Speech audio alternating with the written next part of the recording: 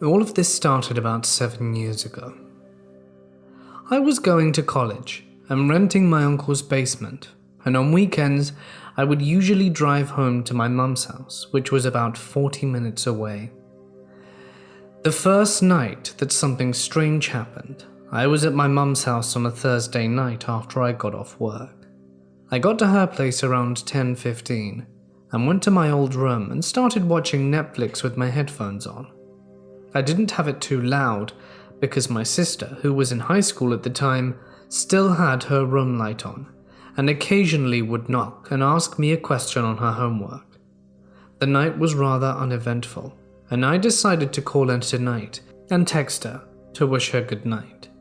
I didn't get a reply, which made sense considering it was already past midnight, and she had to get up early to go help her grandma with something. I fell asleep shortly after. It was a nice, deep sleep. Suddenly I woke up to the feeling of someone getting up out of my bed. In my tiredness, my first thought was that it was Jill needing to get up for something in the night. As I reached out to touch what I thought was her hand, to clarify Jill was my girlfriend at the time, it was at that moment that I realized this was not Jill. This was a lot taller than her, and when it turned around it was a figure dressed in all black. Every time I've seen this figure, no matter the amount of light, the only thing that would hit it would be enough light to slightly outline the clothing, which was an old-timey suit with a long overcoat. The head was the same, with only enough light to barely make out the features, aside from a very obvious smile and eyes which held a very slight greenish tint, as if pale green light was shining gently into the eyes. Now, at this point, as soon as it looked at me, an intense feeling of fear washed over me, and, no lie, I started to cry. I had seen a good deal of things and nothing compared to that feeling. I started scrambling for my phone to shine a light on it, and as soon as I got my screen lit up and shined it in the direction of the figure, it was gone. Instead of turning on a light after that, I kept tapping the screen to keep it bright until I fell back asleep. I wasn't asleep for long. I woke up again with that same intense feeling. I looked to where the figure had been the first time, and there it was again, just standing and smiling. I grabbed my phone again and shined a light at it, but it was gone once more. This happened a number of times before I took up my laptop, adjusted the settings to keep the screen on, and then popped it up to shine on the area I had seen the figure, and I fell asleep with no issues for the rest of the night. The next sighting was around 1 week later. I was watching Netflix this time as usual, and I heard my sister get up and walk into the kitchen and then come back, and I heard the lights click, meaning that she was finally going to bed. The time was around 11:45. Just outside my old room, to the immediate right, was the door to the bathroom, which had a nightlight to see when you woke up in the middle of the night, and the walls aren't super heavy duty, so when someone closes a door, the wall can shake if they don't close it nicely. That'll come into place soon. The way my bed and dresser was situated, my door was to the right, and I was tucked into the corner of my wall and dresser, so I had a backrest. With my laptop on my lap watching a show, I noticed out of the corner of my eye my door slowly open. I look expecting to see my sister, but as soon as I turned to look, the door slammed, shaking the wall I was leaning on. About half a second went by before that intense feeling of terror and dread came back, and I look up to find this phantom standing there smiling at me. As soon as I recognized it, I turned my laptop around and it was gone. Not wanting to deal with it again, turned Netflix off and called it a night. Now this is where activity really picks up. My weekends end and it's Sunday night, and I'm heading back to my uncle's so I can drop off stuff and head to work. I get back from work and play some video games for a few hours before going to bed at about 1 to 1:30. I was in a light sleep, and at about 2:30 I woke up to the sound of whispering. The way I had the basement set up, I had my bed on the opposite end of the windows facing the street, and I had a couple of bookshelves at the foot of my bed behind the TV to kind of separate the rest of the room from my bed. On the opposite side of the bookshelves, there's a couch to the left that I can still see from my bed, and the door to go to the hallway to the garage and the stairs to go up. I wake up from the whispering and start listening harder, thinking my uncle was still awake upstairs and on the phone or something. That's when I saw a head pop up over the bookshelves and look at me. As soon as I saw it, it popped back down for a handful of seconds before coming back up. I recognized it as the Phantom and turned on the light over my bed, and it was gone. I turn on a movie on my TV and get comfortable enough to turn the light off, and eventually I drift back off to sleep. The movie ends and enough time passes that the TV and DVD player go to sleep mode. Again, I wake up to the sound of whispering, and I quickly look around to find the Phantom sitting on the arm of the couch, just staring and smiling. That intense feeling comes over me again, and for what felt like 10 to 15 minutes we just looked at each other, and eventually the Phantom got up and walked out the door to the hallway. I fell back asleep for the rest of the night with no issue. The very next night the same thing happened again, but the only new thing was the sound of the Phantom dragging something heavy across the floor, which to this day I cannot figure out what it was, unless it was moving the chairs and then moving them back. The events of those 2 nights became a commonplace thing for the next few months. By now, it was getting into late summer, and I was riding my motorcycle as much as I could until I had to park it due to the bad weather. I always had a spot on the end of my bookshelf for my keys and wallet. Every day, that is the spot they would end up, never anywhere else. I had Thursday off that day for some reason, so I was taking my time to prepare myself for the ride down to my mum's and then stop out at Jill's and see her and her parents for a bit. Earlier in the year, I had traded my old bike for a 2012 Ninja 650R, and I was excited to take it down. I go grab my key after putting my wallet in my jacket pocket, and I can't find it anywhere. I grabbed the spare and put it in my jacket just in case, and started checking my old pants. Nothing. I check under a pile of clean clothes I had yet to fold. Nothing. I check my car. Nothing. No nice regular keys anywhere. So I figure I'll look later, and I go down for the weekend and make note to everyone to please keep an eye out for it, because I can't find it. I go back to my uncle's not having found the key, and I kind of forget about it. Events with the Phantom go on as usual for about 3 weeks. I head back down to my mum's, and I make a stop on Friday, out at Jill's because she was off school. I get there and I help her do a laundry that's needed to be done, and we reach the bottom of an old pile. And lo and behold, there's my key. I don't know how it could have got there. Things go on as usual, and fast forward about another 4 months, Jill is taking the semester off school and gets a job at a place near where I live, so she starts staying a few nights at my uncle's with me. One night she's off work and watching a movie sitting on my bed when she told me she had noticed a shadowy figure pacing by the windows on the opposite side of the room.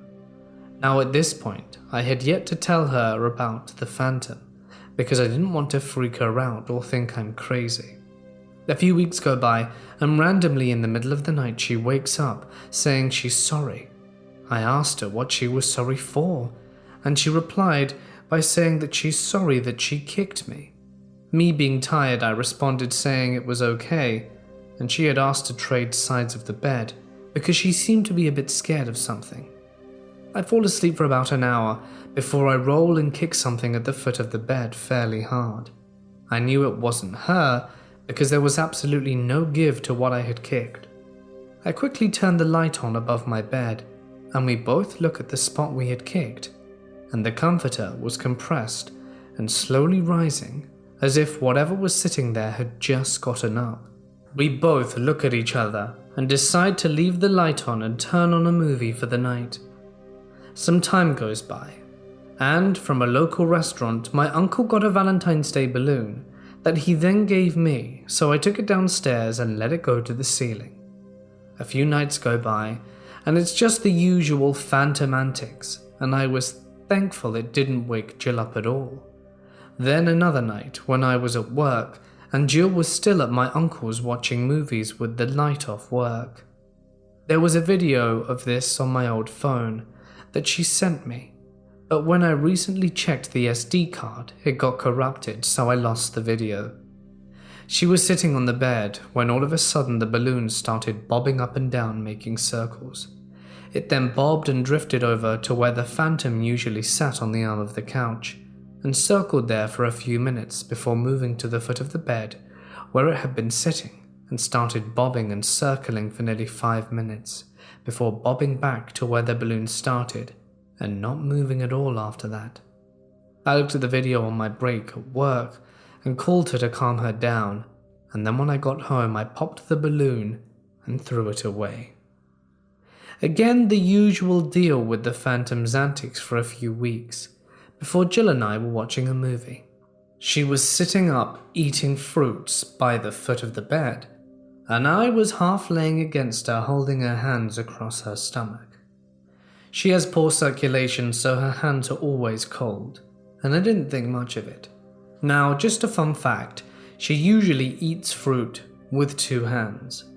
Out of nowhere I feel the hand with fingers interlaced grab my hand incredibly tight and jerk away. I look up in anger at her, but then I see her holding her fruit with both her hands. All she said was, "What?" with a very confused tone. I told her it wasn't nice to squeeze my hand and then jerk it away.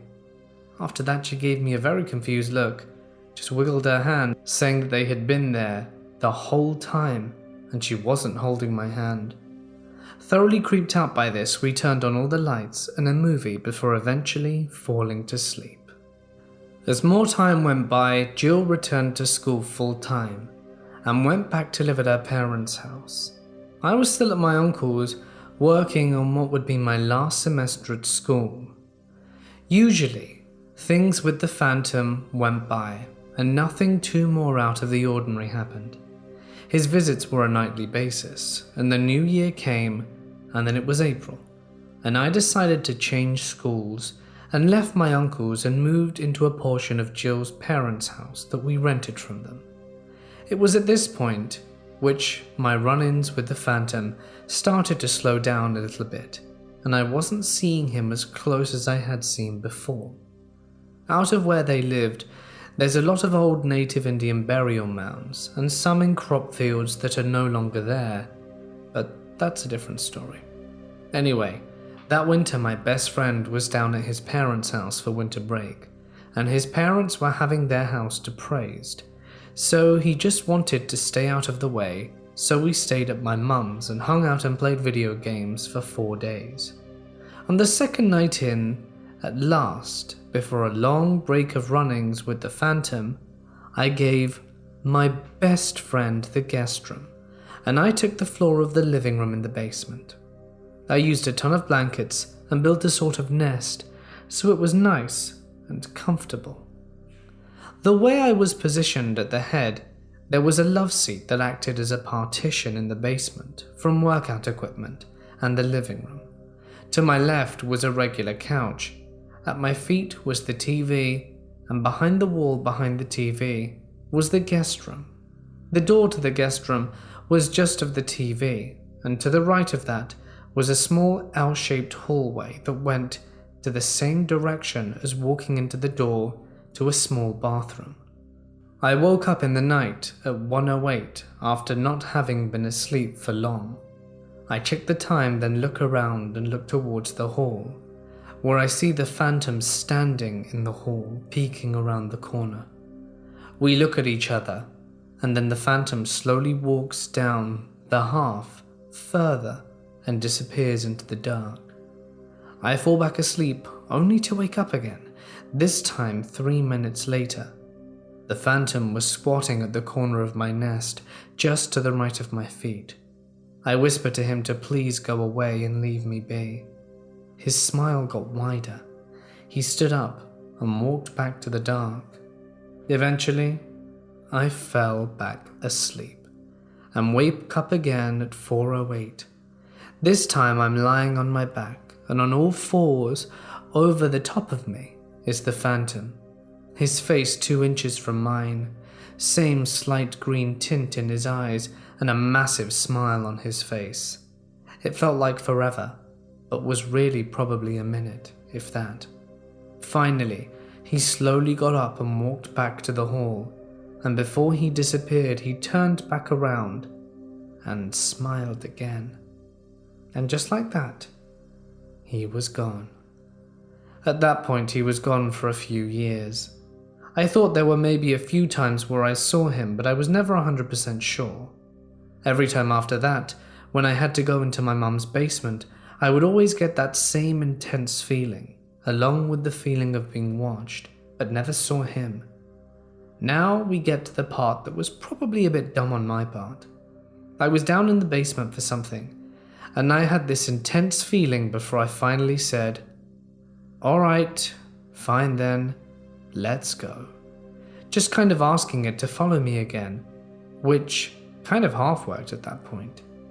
On occasions I did start seeing the phantom once more, but always from far away. Since then, I'm no longer with Jill, and I now rent an old farmhouse just outside the town where I grew up. Fast forward about 2 weeks. I got on the subject of skinwalkers with my mum, and it reminded me of the phantom, and I was telling her about the stories too, just because it had been a while. I kind of thought it was odd that even though I had told the phantom to come along, that it never got too close, and I ended up telling my mum that. Even she had told me every now and then she would have an odd feeling when she was in the basement alone, late at night mostly. This kind of creeped me out, but I didn't think too much of it and eventually went home and relaxed, watched The Office with my dad. I moved him out there to keep an eye on him, being he has early onset Alzheimer's. No incidents that night at all. Now, this past Thursday, it was about 10:30. Things in the house were nice and quiet, and I was playing some Minecraft with my current girlfriend, using the phone to talk because that seems to work better for some reason. I had the volume off, just enjoying the quiet, and neither of us were chatting when I heard a man's voice outside yell, "Hey." It sounded like he was trying to get someone's attention. I at first thought it could be my landlord coming over to check on the house and close up the barn for the night, but I remember he came over in his buggy a few hours earlier, and it was far too late for him to show up. Thinking someone's out there messing with the horses, I grabbed my super bright light and one of my carry pistols and put on my shoes to walk out. I'm enough out of town that the only close house is my landlord's, and then no one else for quite a ways. I flip on the light to the entry and walk out. As soon as I got outside, I noticed that everything is pitch black. All of a sudden, I get an intense feeling of dread. I shine my light all over looking for something. As I was around my truck, I head towards the barn and the horse pasture, where I heard the voice coming from. At this point, I have my trusty EDC out. I'm ready to rock and roll. I shine in the horse pasture, which is fairly flat, and I don't see anything. I don't even see the horse, which means she was probably in the barn or out in the lower pasture. I shine my light into some bushes and a tree between the house and fence. That's where I saw a shadowy figure nonchalantly walk from a bush to behind a tree. With that, I kept the light there for another moment before getting that intense feeling of dread wash over me again. So I head back to check on my dad, and inside all is well. I quickly lock the doors, draw closed all the blinds, and text my friend who lives in town, that I may have someone outside my house. By this point in my life, I've seen enough normal things and never been so scared to the point where I don't even make a sound and just turn and rush back inside the house. My friend says to let me know if I want him to come out and drive by and shine a light around the road and see if anything pops up, and then walk around and look so I'm not alone out there in case it is something. I told him I locked the doors and closed the blinds, to which we agreed that's probably good enough for now. I stay up for about another hour or so before deciding to return to bed. As I sat there calming down, I was trying to think of who could have yelled. I thought maybe the landlord walked over and didn't turn on any lights to disturb me, and he was further in the barn where I couldn't see, and maybe he was trying to get one of the horses' attention. As soon as I start to think that it was probably the answer, I got that exact same feeling from when I saw the phantom, and I knew it was him again. I finally get up and go to bed. There's a window in my room that faces right to the tree where I saw the phantom walk to. Not wanting to be convinced it was him, even still, I got a surge of adrenaline and quickly rushed over and closed the blinds and situated it better so anyone outside couldn't see in. My whole body was on high alert till about 3 a.m.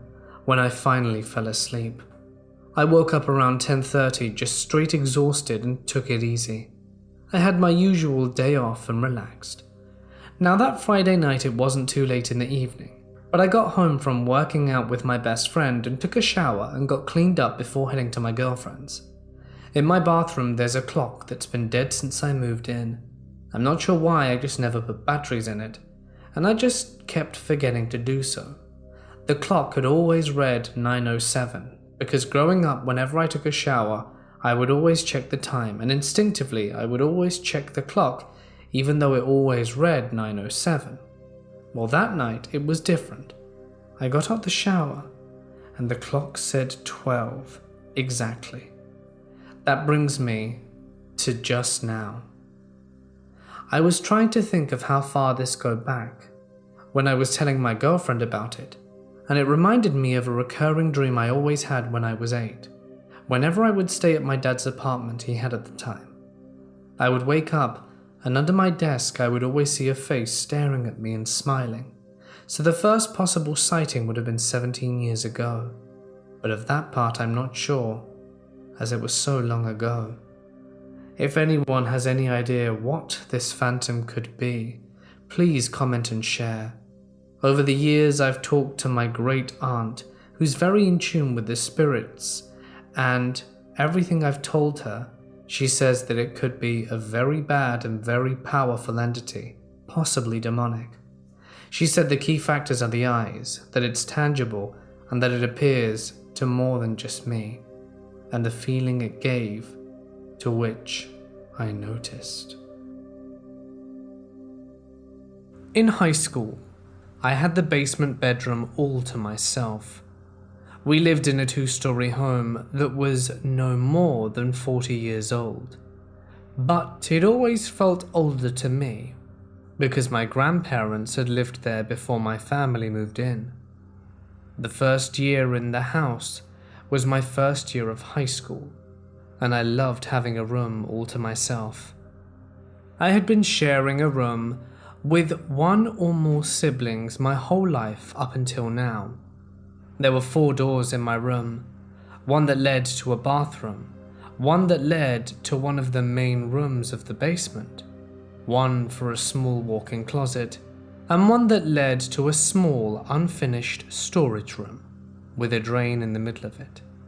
The sprinkler system controls were located in the small storage room, which I always thought was a weird place for them, given that it was the furthest point in the whole house from being near the outside. I should also mention that our basement had those small windows that are located near the ceiling, and are just big enough for a person to crawl through if need be.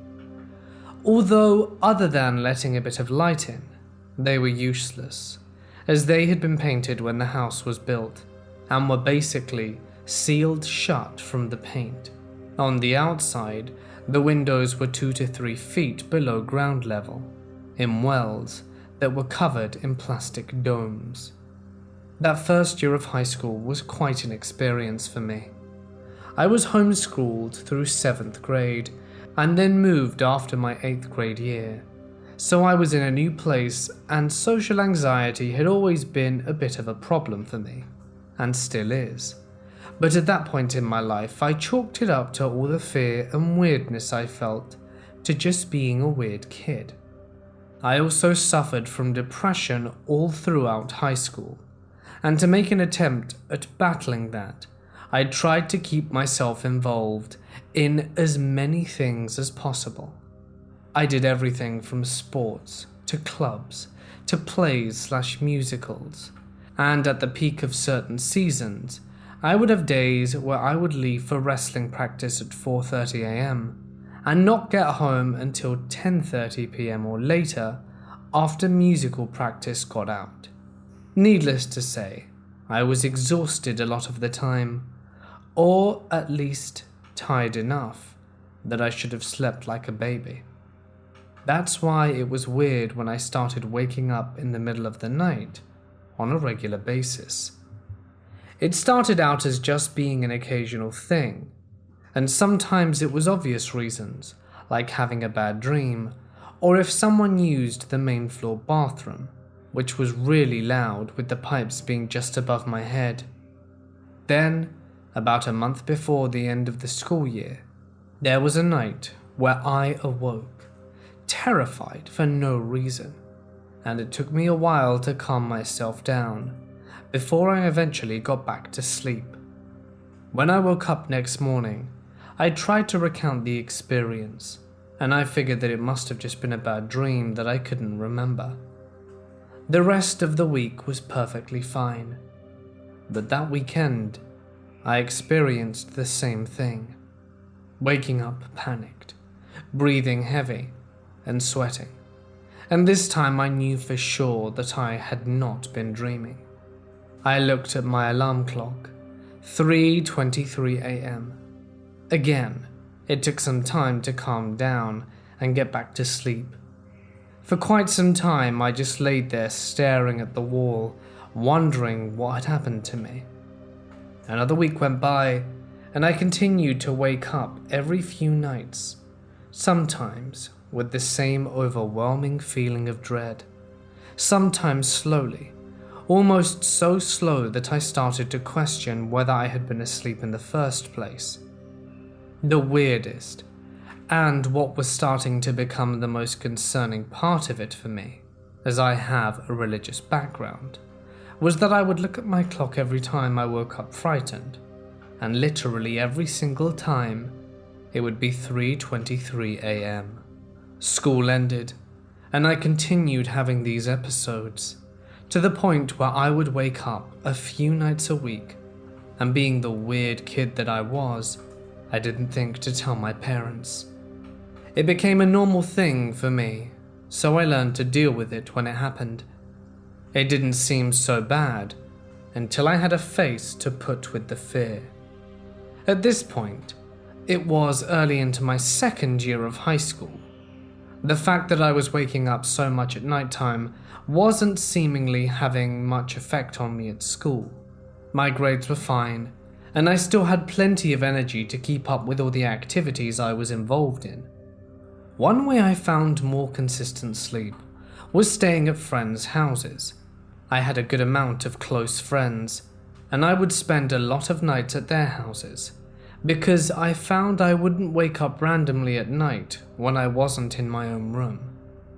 There was one night in December of that year that I was planning on staying at my best friend's house. We had been hanging out at my house for the afternoon, but we were planning on heading over to his place later to do our typical stay up late, play video games, and drink way too much Mountain Dew, as it was finally the weekend. What I didn't plan on was my dad getting super pissed off about some stupid thing and taking his anger out on me, in the form of driving my best friend home and not letting us hang out anymore that night. I went with my dad and my best friend, sitting in the back of the car sulking and building up my own anger at my dad at the unfairness of the situation. We were on the highway, about halfway to my friend's house, when I had this incredible urge to just open the door and jump out of the car. This really freaked me out, because I had never had that urge to do something like that before, even with my depression. Startled, I looked to the front of the car and away from the window, and immediately regretted it. Besides my dad and my friend, sitting in the front of the SUV, I was the only other person in the car. But when I looked up, I saw myself in the rearview mirror, and behind me there was another face, clouded in shadow, just inches from mine. I whipped around and almost yelled out, but there was nothing there. I didn't want to say anything to my dad given the current situation. I spent the rest of the drive constantly looking over my shoulder, expecting to see whatever the hell that was again. When we got back to our house, I pretty much just went straight to bed, just wanting the day to be over, but it was far from it. 3:23 a.m. There it was again, the time I had become too used to seeing. I tried to breathe deeply. I tried to tell myself it's just some weird thing happening with your body, and you'll grow out of it. I turned over and began the process of falling back to sleep. But that's when I noticed how quiet it was. Too quiet for my house. Eerily quiet, especially with the lack of outside noise, because of the time of year and the snow on the ground. I lay there on my side, staring at the wall with my back to the rest of the room, straining to hear anything in the silence. The only sound I could make out was the soft thump of my own heartbeat, which for some reason was getting faster and heavier. The dread was returning, the sick twist in my gut that I had become accustomed to this time of night, but had always been able to fight off before. I continued trying to control my breathing and tell myself that my growing fear was irrational, but the feeling was increasing, welling up in my chest and taking over any other feelings of comfort that I managed to establish. That's when I heard another noise. The sound of my pulse dropped out as I strained again to catch what else I was sensing. Unmistakable horror reached my ears and my chest at the same time. Footsteps, slow and soft on my carpeted floor, and approaching my bed. I have never understood the phrase frozen in fear until that moment. I wanted so badly to turn and face whatever this thing was that had been torturing me, but my body would not move. I continued to listen to the footsteps getting closer and closer, and I did the only thing I could, squeezing my eyes shut and muttering a prayer, convinced that the supernatural help was the only thing that could save me at this point. I stopped the prayer, realizing suddenly that all was silent again. The footsteps were gone, and I felt control of my body returning. I still lay on my side, listening for any sound of the sinister presence that I still felt nearby. After a few long moments, I finally rolled over to see an empty room, illuminated only by the light of the small window across from my bed. There was still something wrong though. There was a strange shadow in the light. I looked up to the window, and the horror returned. Just outside the window was the face from earlier that night, sitting there staring down at me. Even though the lights from behind it should have made it impossible to see, I could make out the eyes, dark and empty, and the most skin-crawling smile I have ever seen. Again, I was frozen with fear. I managed to pull my covers up, till all that was showing were my eyes, and the face and I stared at each other. I don't remember what thoughts were going through my head at that point, just the feeling of absolute terror of what I was seeing. At some point in this staring contest from hell, I blinked, and it was gone. I stayed up staring at the window the rest of the night, until I finally passed out from exhaustion. Upon waking up the next morning, I went and checked the window. There were no tracks, or snow, or anything. It appeared as though the plastic dome had been removed. The events of that night did finally give me the push to talk to my parents about it, and they assured me I was probably having nightmares, and getting in my own head about it all, and if anyone was trying to break in, the security system or the dog would make sure that we all knew it was happening. I still don't know what it was, but I'm convinced it wasn't just something in my head. Since high school, I still wake up at night inexplicably, although these days I don't even bother to check the time anymore. But I feel like I know what time it would be if I did. 3:23 a.m. Before I share my mum's experience, I feel like a little bit of background is necessary for you to understand, as my family's history is important. We are from a small town in Arizona. I was born there, but I've lived in the city since I was 5. My parents were born and raised there, as were their parents. The town has a slew of paranormal activity, maybe having something to do with it being known as an outpost of some sort for Spanish soldiers during the war. I honestly don't know which one, but it was several hundred years ago. There are rumors of witchcraft and many witches living there even to this day. It has a cemetery on a hill that is so old it has been condemned. You can literally fall through the ground and through an old coffin if you venture there, and the graves are so old that all the remains are piles of rocks. There are no markers of any kind, except for a few splintered, rotted wooden crosses. The house that my great-grandparents lived in was built somewhere in the mid-1800s. My mum grew up in the house, right next door. Many relics from the war have been discovered in this town, and when my mum was a preteen, she says her neighbours who were extremely poor, as they had dirt floors and always wore tattered clothing, discovered a chest of Spanish coins, both gold and silver, while digging a new septic tank. They became very wealthy overnight and moved away, but according to my mum, the family is still very well off. My family had somewhat of a dark history on my mum's side, and after her grandparents both died, her mum was cleaning out their house and discovered 2 voodoo doll type things that they believed were responsible for her parents, my mum's great-grandparents' death. I'm just trying to give you a little bit of background info. My mum has also always been ultra-sensitive. Her intuition is almost always spot on, and she has spent her life hearing and seeing apparitions and spirits from a young age, and also has dreamt of all sorts.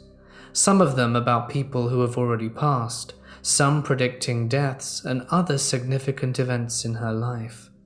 She passed on some of these traits to me, and she says I am also sensitive based on some of my dreams and experiences. She's told me several times of a dream she has while spending the night at her grandparents' home. She said that there was nothing significant about that day or night that she can remember.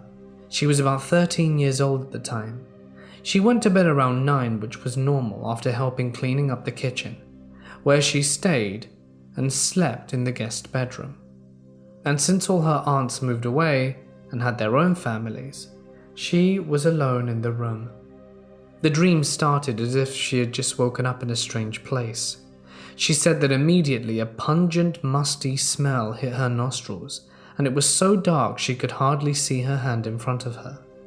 When she lifted her hand to look at it, she heard the sound of a chain rattle and felt something cold and heavy on both wrists.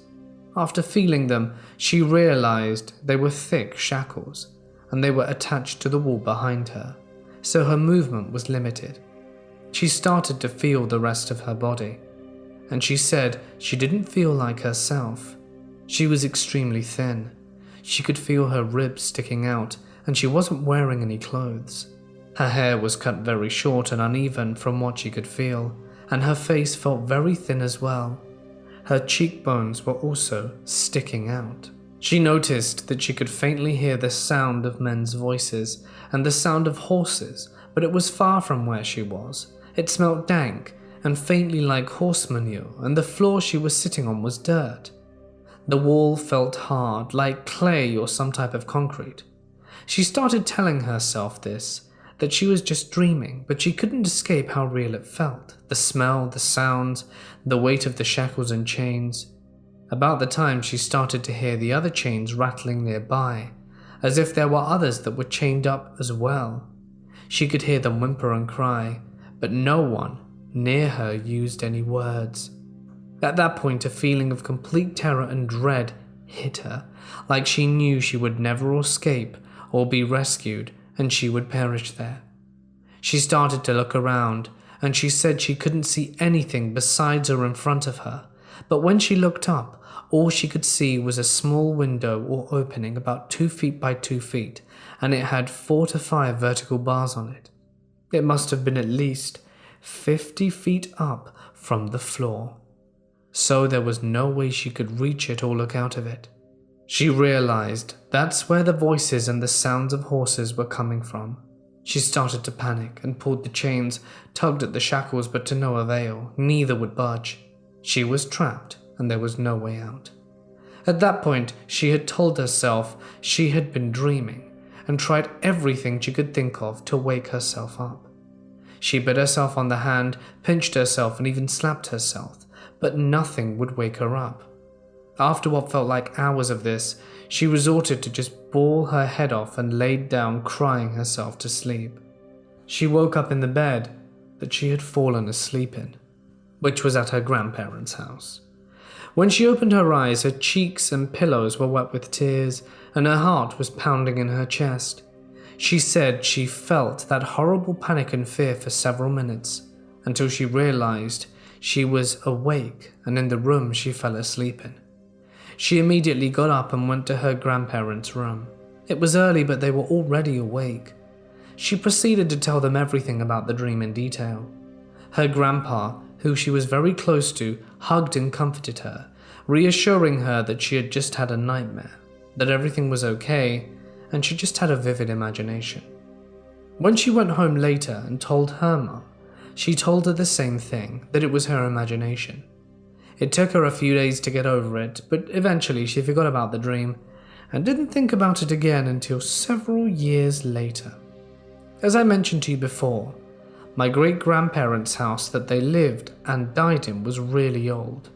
Growing up, it was always in need of some kind of repair. The roof and the walls were always being worked on. My mum said she was pregnant with me, so she was about 22 when the floor needed to be redone. And it was no easy job. The entire floor required to be torn out. By this time, both of her grandparents had already passed. Her parents lived in the house. My uncle and a couple of cousins were skilled carpenters, so they decided to do the job. My grandparents and my 2 uncles had to move out for about a week in order for the repairs to be completed. This is the part that freaks me out to this day. My grandma said the floor had never been redone up to that point, so she didn't know when the original floor was made. What they found has remained an open family secret for 40 years, but to this day no one speaks of it. When the floor was completely torn out, my uncle expected to find dirt underneath it. Instead, it looked like a boarded up cellar. It was empty, but there was an opening in the corner that resembled a shaft of some sort. The cellar floor was made of some type of old wood and was rotted, so they decided to tear it out as well. There wasn't dirt under that floor either, but another room. It was said that there were 4 floors underneath in total, all of them pretty much empty, besides some old saddles and horseshoes, and some old wine bottles and that sort of thing. But on the very last level, deep underground, There was a room with a dirt floor, with shackles on the walls and some skeletons still bound by the shackles. There were actual bodies underneath the house. According to my mum, my uncles and cousins got pretty spooked and they ended up covering everything. The bodies are still there. They didn't want to disturb them.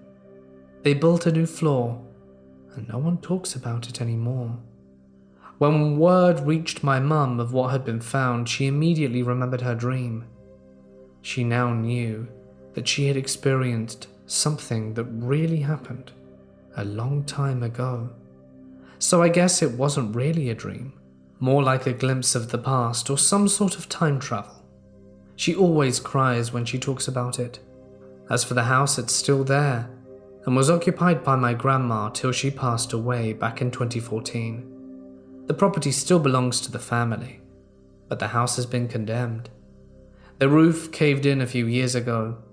All I know, if it ever leaves the family and is sold, someone is in for a real surprise should they decide to tear it down. So that's my mum's story. I hope you enjoyed. When I lived at home, my stepbrother and I stayed in the basement. It was made into more of an apartment by my stepdad. Bathroom, living room, kitchen, bedroom, and office.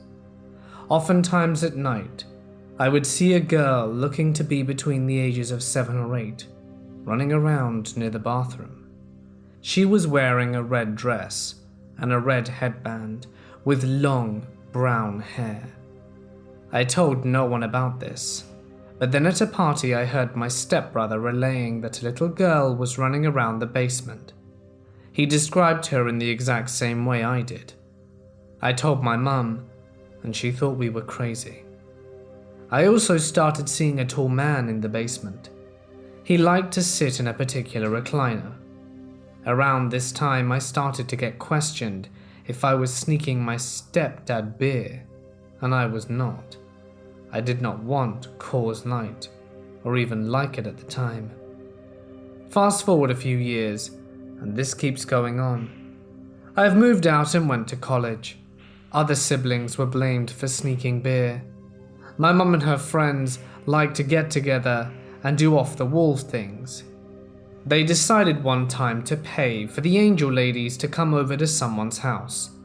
The first person cancelled, the second person cancelled, so it fell onto my mum as the host. This is where it gets fun. They came into the house and said it was an instant hotspot. They said a very tall man in a navy uniform was standing there with a little girl in front of him. He had his hands on her shoulder. My grandmother was also alive at the time and was just there for the fun and wasn't going to get read. The angel ladies wanted to read her, so basically they did it for free. So they do the readings in the basement. When it's my grandmother's turn, my mum joined her. They said that the man and little girl are there. After some time it is determined that the little girl, who they are calling her angel baby at this point, is my aunt who died at the age of 3 or 4 of leukemia. So up until now, things have been overly personal, other than the matching the descriptions of the thing I saw. They said that the angel baby said, "I saw the angels, mummy," and my grandmother went white. She said the last thing she said to her was, "Do you see the angels, sweetie?" And my aunt said, "No, mummy, there are no angels," and then she died in my grandmother's arms. She also started playing with her hair and pointing to the closet. They said she wants them to know something about her hair. My grandmother revealed that we had a lock of her hair in the closet that she was pointing to. The angel baby was also asking for her dolly, which my mother revealed was upstairs on a church pew in the family room. We had a family room and a living room. No one ever went into the family room. It was forbidden except for Christmas. The angel baby then left, and the focus switched to the tall man in the navy uniform. And this is where it gets less interesting, as I forget the details. I've not heard many dealings with my uncle in the basement. Right off the bat, this was identified as my uncle, who died when he flipped his Jeep. He wasn't wearing his seatbelt, and his head came out of the window and went between the vehicle and the pavement. Anyway, he eventually reveals that he likes to sit in the recliner and drink beer. This was told without any prodding about strange goings-on or anything else.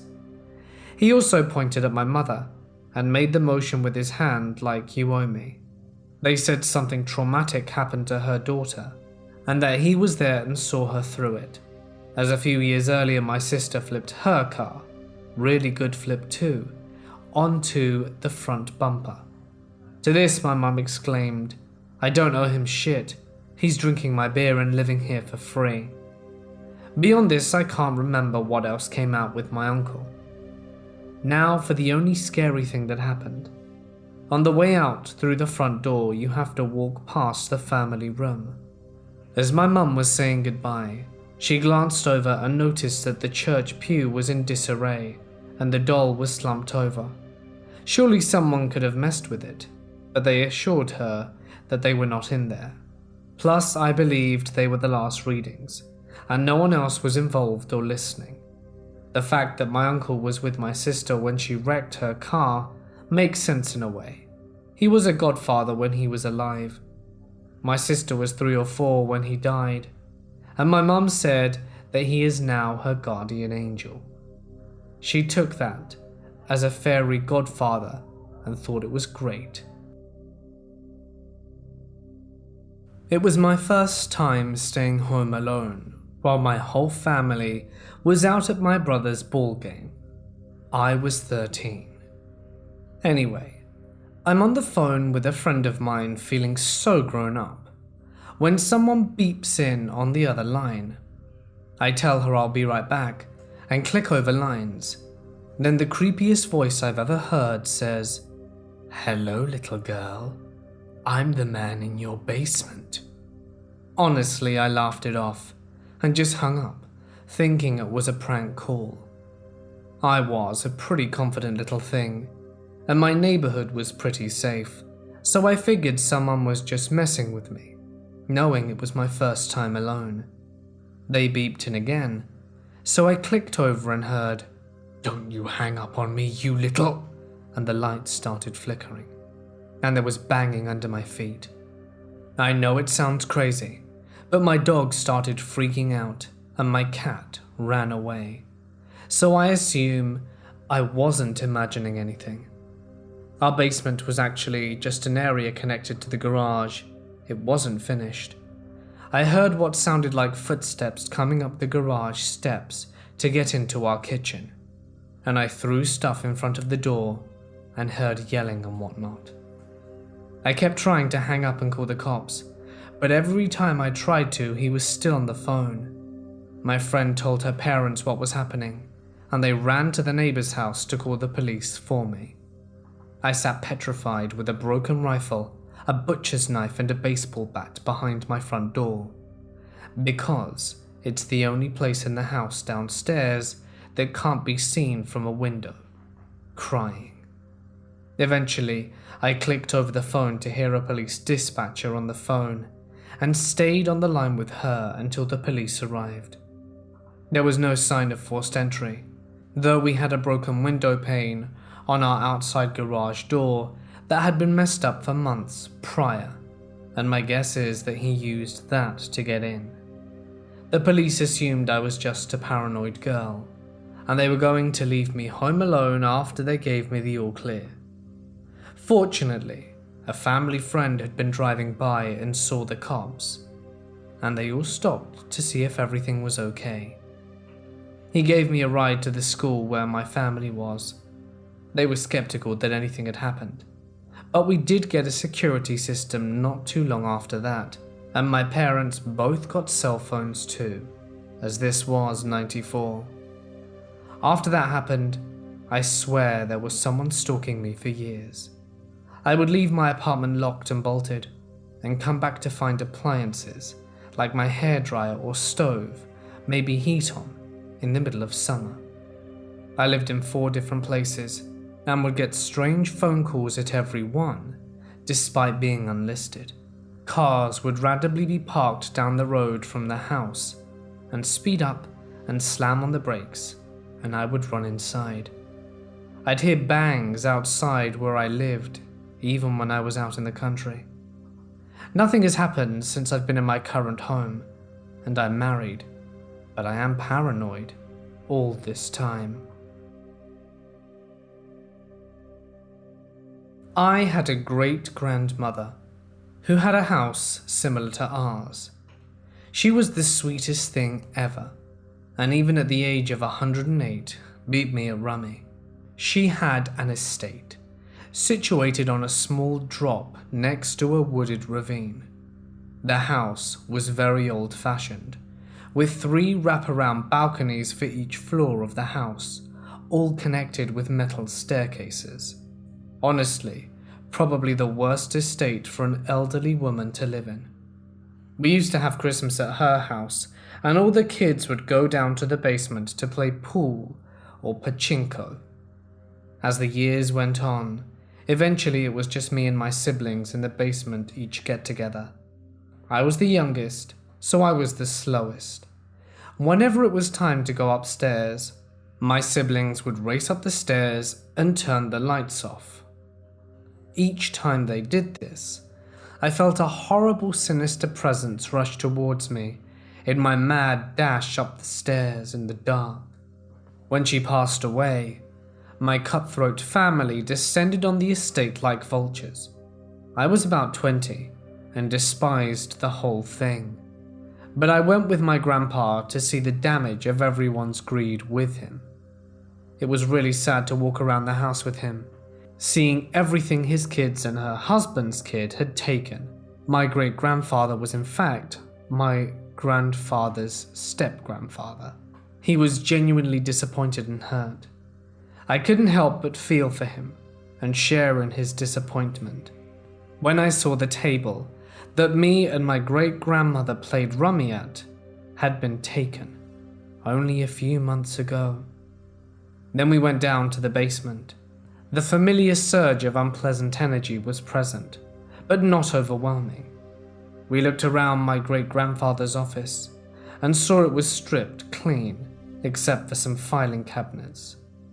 The only other thing was now the broken pachinko machine. Then we entered my great-grandfather's workshop, which I had no idea existed in the basement. Unlike the rest of the basement, this area didn't have giant windows and was only poorly lit by some track lights. Shelves of tools were everywhere. It was like a small warehouse. The feeling of dread washed over me, and I fought the urge to get out of there. Rusty circular saw blades mounted on the walls. Generally a very poor place for kids to hang out right next to. I never spoke of the basement with anyone, but it just didn't feel right. It felt like something was down there, suppressed, but angry, and violated. Maybe that's the reason my great-grandma was always super religious. She was the one who sent us to a Christian summer camp after all. Back in high school, I went homeless for a time and had to crash on my friend Kate's couch in the basement. It wasn't the most comfortable situation, but it was better than sleeping in my car, or so I thought. I awoke in the dead of night, and I had to pee. So I flung myself up from the bed and saw a 10-foot-tall, skinny shadow just looming over me.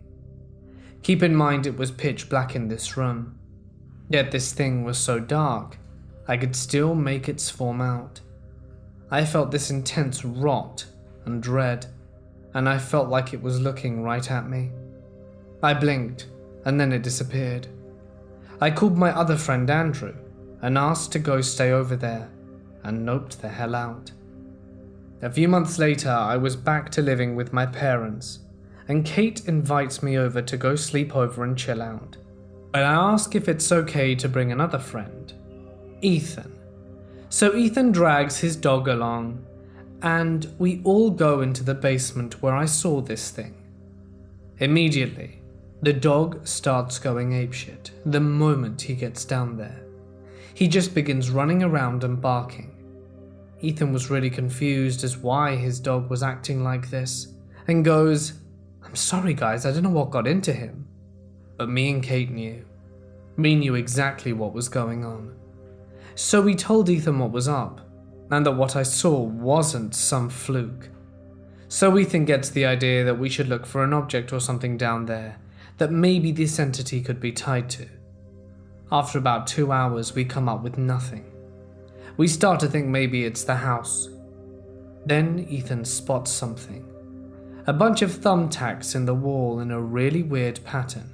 So then Kate pipes in. "Hold up, maybe it's trying to tell us something."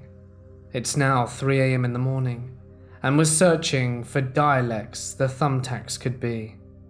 Eventually we find it was Morse code. So I ended up translating the Morse code, and it spat out coordinates. The location was only 40 minutes away. It was this volleyball field. After we found out what the thumbtacks were, his dog finally calmed down, and the dread that filled us lifted. We never found out what was there, but man, there was something seriously wrong in that basement, and we never went to check what was in the volleyball court. My family moved into a house about 2 years ago, and we found out one of the previous owners died in the dining room. No big deal. I sit at the table to eat. No one else in my family does. We know her name. L is what I'll use. Occasionally we'd make jokes like L moved something. My mom watches paranormal things and believe L has attached herself to me because I'm the only one who sits in the dining room. One day over a year ago, I had burning on my stomach after eating there and lifted up my t-shirt to find 3 scratch marks. I wasn't concerned because I'm not afraid of L, but my mum was freaked out. Fast forward to last week. I was in the basement to do laundry and heard a guy whistle a tune for 30 seconds straight. I froze and felt like someone was behind me. I didn't look, did laundry, and ran upstairs. I waited for my brother to check the basement. There was nothing, and I told my mum. The very next day I went back down to the basement, and when I come up, my mum says it wasn't funny, as she thought I was whistling, and that she had heard it through the vent. When she heard it, I wasn't in the basement, and it wasn't me. She said 10 seconds of a tune, and we checked the basement, but there was nothing. There's an owl statue down there that my dad got, but we don't know where from.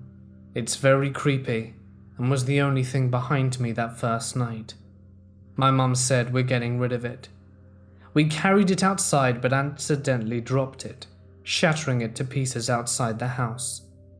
She thinks she set the ghost free, and it went into her. Again, she watches a lot of paranormal shows. I said maybe she let it free. We haven't had any problems since, but we also haven't gone into the basement. She wants to burn sage, but I'm unsure. I also don't understand why this stuff happens out of the blue, and your thoughts would be appreciated.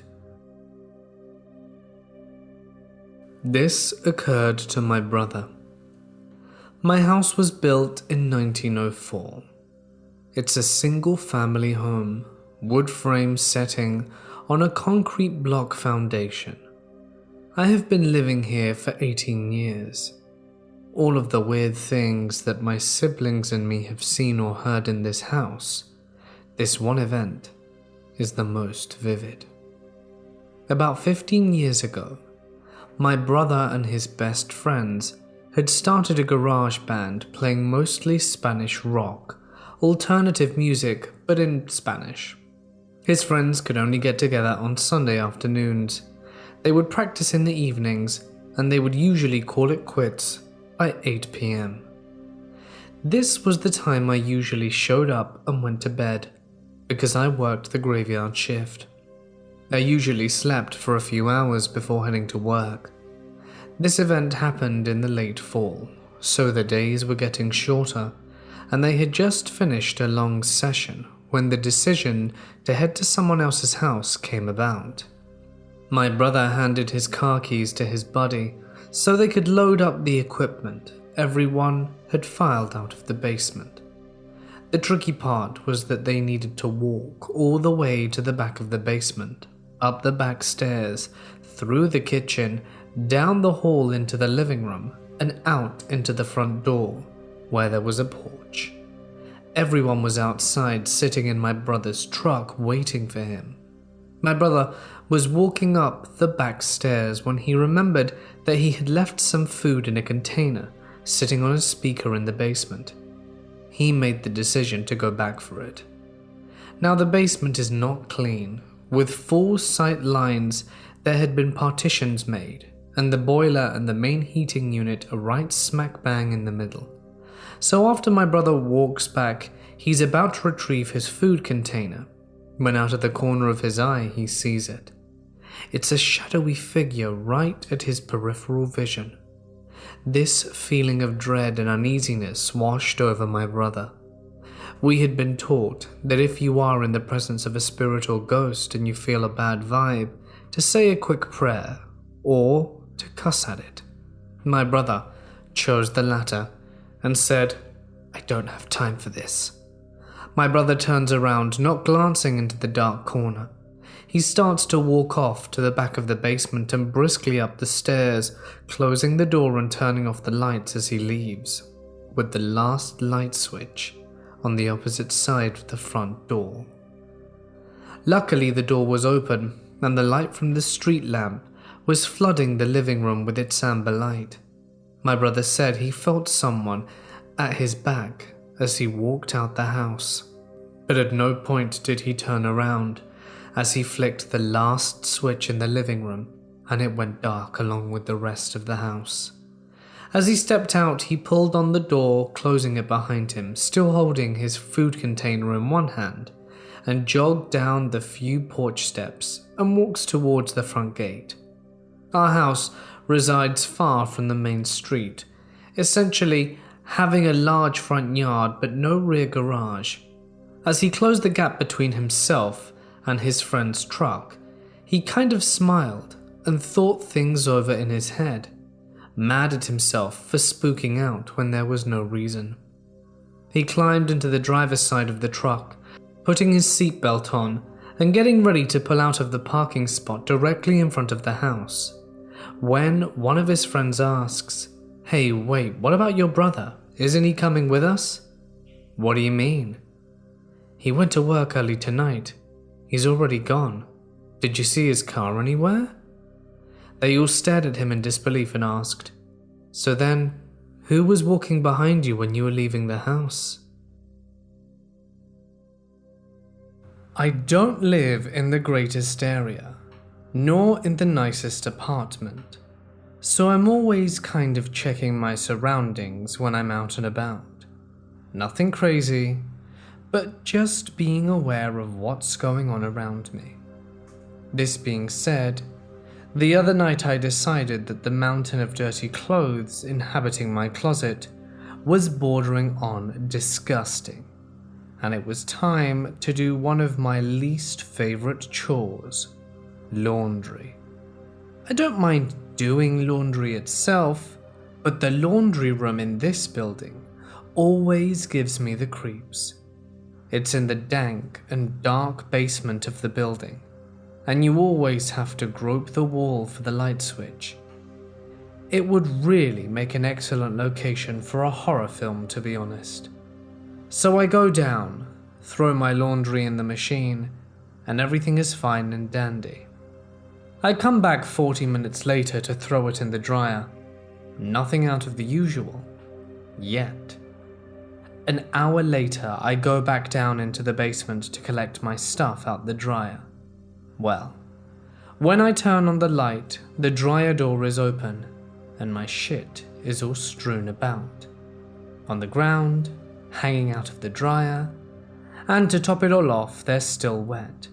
Which was the worst part, because I didn't want to have to keep coming down to the laundry room because I'm a lazy shit. Normally I'd be like, whatever, because sometimes people open dryers and just don't close them. But this really looked like someone rummaged through my stuff. Shrugging this off, I put my stuff back in, and that's when I get a sharp chill running down my back. It was so random. I genuinely felt like I wasn't alone. So I turn around back to the elevator, and all of a sudden I hear the sound of someone frantically running up the stairs on the other side of the room, almost as if they had been spotted. I get all my laundry back to my apartment, and notice I'm missing some stuff. But at this point I'm kind of creeped out, so I'm not in the mood to go down snooping around for some t-shirts. So I kind of just forgot about it, until a couple of days later. I received an email from our landlord telling all the residents that a homeless guy not only broke into the building, he performed sexual acts on himself in the laundry room, and then started a fire and went around the building trying to break into people's unlocked apartments. So I'm guessing this guy went through my stuff, probably took something, did God knows what with it, and then started an actual fire. During my high school years, my friends and I had a thing for ghost hunting. We would always drive out into the country and explore old abandoned houses, just trying to scare ourselves. At the time, my mother worked for the Girl Scouts at the main office, and it was located in one of the oldest buildings in town, which was rumored to be an old children's home. My mum told me that many employees believed the building was haunted by a little girl. One of the employees had to go to the office late into the evening to finish some work and took a 4-year-old with her. She was sitting at her desk, which was located next to the main staircase, when she noticed her daughter standing at the bottom of the stairs. She asked her what she was doing, and she replied, "Can I play with her, Mummy?" The alarm had to be disabled by her mother when they arrived, so they know for sure that no one else was in the building at the time. This story gives me chills, as there's no reason for a toddler to lie about something like that. I remembered this story and asked my mum if she would let us in the office at midnight one night. We took our camera and started roaming the office. It's a very large, old 3-story building with many offices. Each footstep could easily be heard with loud creaks. After exploring the upper floors trying to spook ourselves, we decided to enter the basement. The entrance to the basement reminded me of a scene straight out of a scary movie, with graffiti and random sketches on the walls. It was a very small basement, with wooden joists supporting the floor above us. We found some old books covered in dust and started to read them. I had the camera in my hand, which provided the only light in the basement. After reading about 3 sentences, we heard footsteps directly above us, as if someone was walking down the 1st floor hallway. I whipped the camera up, and you could actually see the floorboards moving, as if someone was stepping on them while walking, and dust falling down. I instantly got the hell out of there, and pissed off my friend when I forgot I had the only light. We actually had it on film, and watched it over and over again that night. It was the freakiest thing that's ever happened to me. It was over 10 years ago, and I wish I knew where the film was. I experienced the 3 knocks on my bedroom door in the middle of the night, while hanging out with a friend and my brother. We lived in bedrooms in a half-finished basement, mostly concrete. It was 2 a.m, and we were just hanging out staying up late when we heard a knock on the door. 1, 2, 3. I said come in, but nothing. So I forgot and continued to socialize. When the knocking happened again, 1, 2, 3. This time we were like, who the hell is it? Got up, opened the door, to nothing. That's when we got freaked out. My mum was sleeping upstairs and could hear her snoring to high heaven. No one else was in the house except for us, and all the doors were locked. So we kind of start freaking out. We shut the door and just sit there. The knocking comes again. 1, 2, 3. But then this time it's accompanied with a doorknob turn. 1, 2, 3. My brother is a bit braver than me, so he approaches the door and peeks below. This is an unfinished basement, a crappy one at that, and the door has a clearance on the bottom of about 3 inches. So he peeks and he makes out a shadow. It's dark beyond my bedroom in the basement. The shadow seems to sit there, but not coming off or anything. And then he looks at the knocking and turning of the doorknob, and it starts again, over and over, until we start screaming, yelling for our mother, my friend yelling her name, and the knocking and turning didn't subdue until she descended the stairs and opened the door.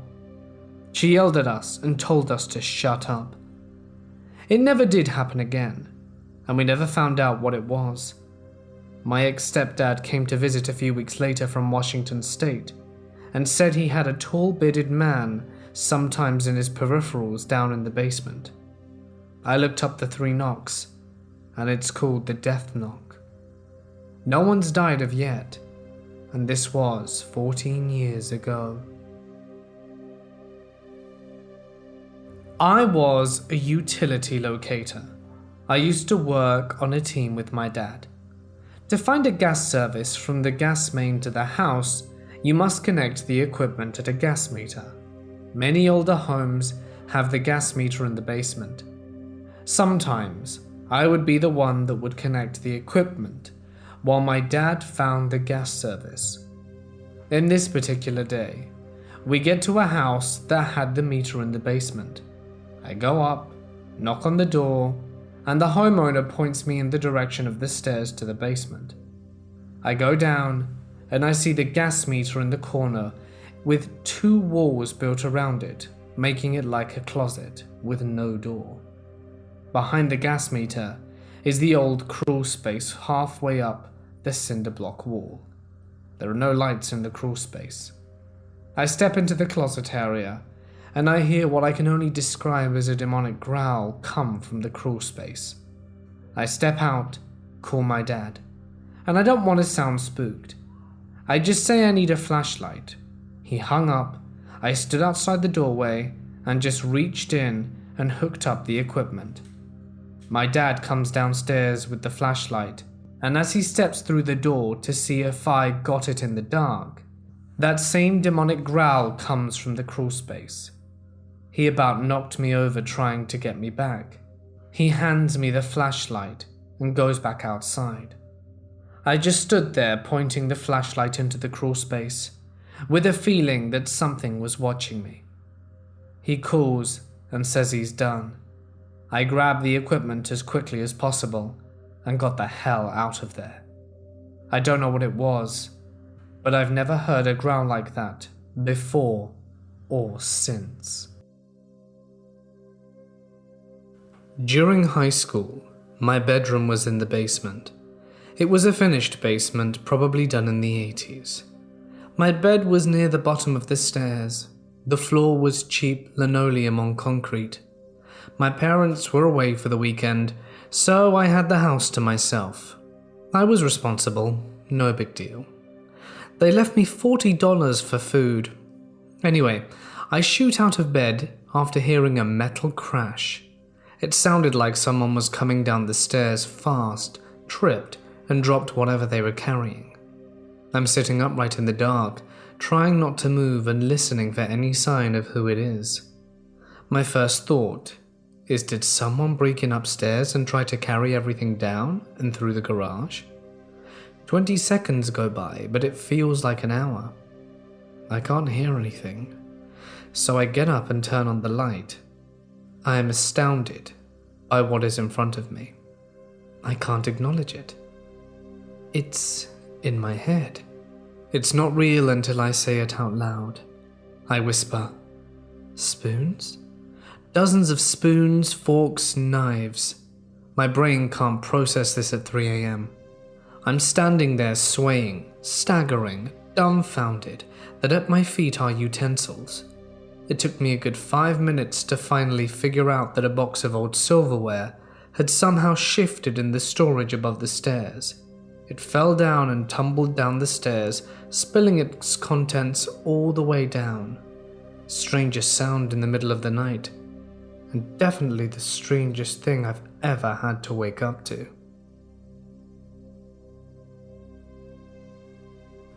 This happened to me a number of years ago. An altercation between my parents and I left me without a home. Don't worry, we're cool now. It was all my fault. Definitely shouldn't have brought those drugs into the house, but being a stupid 18-year-old with no money, I was desperate. However, being kicked out of the house put me towards the straight and narrow. I had to find a job, as at the time, I was just sitting at home playing Xbox for most of the day, to the point that my parents' frustration grew immensely.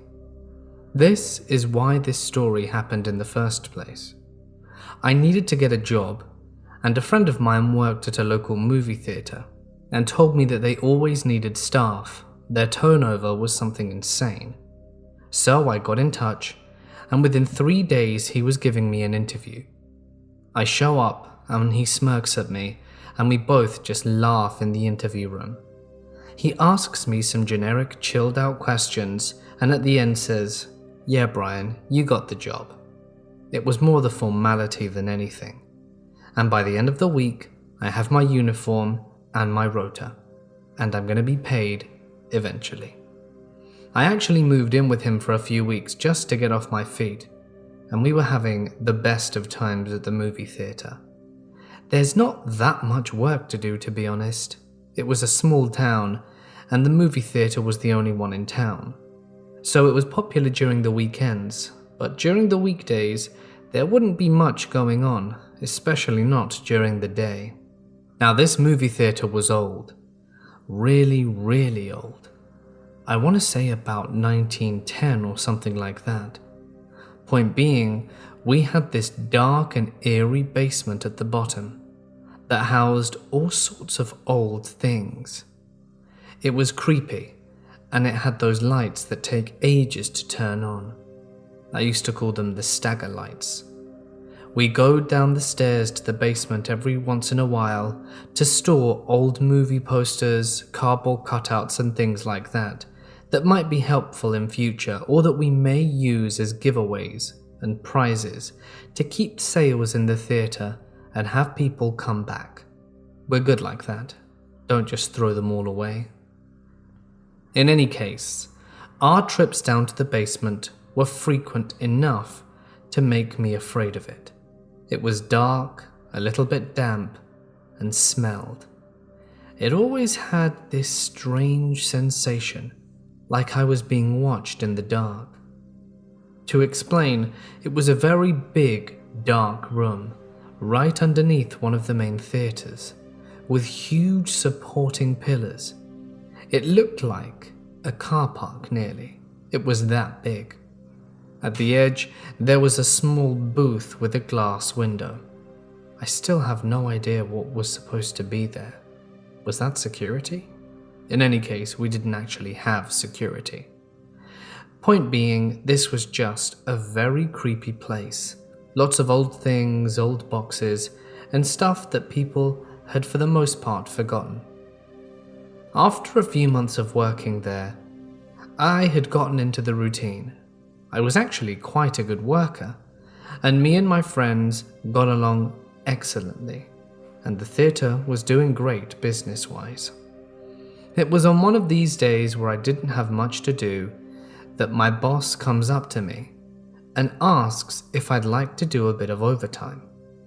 Me, being young and hungry for money, asked him exactly what this entails, and he leads me down the stairs to the basement when I get a pang in my stomach. Oh no.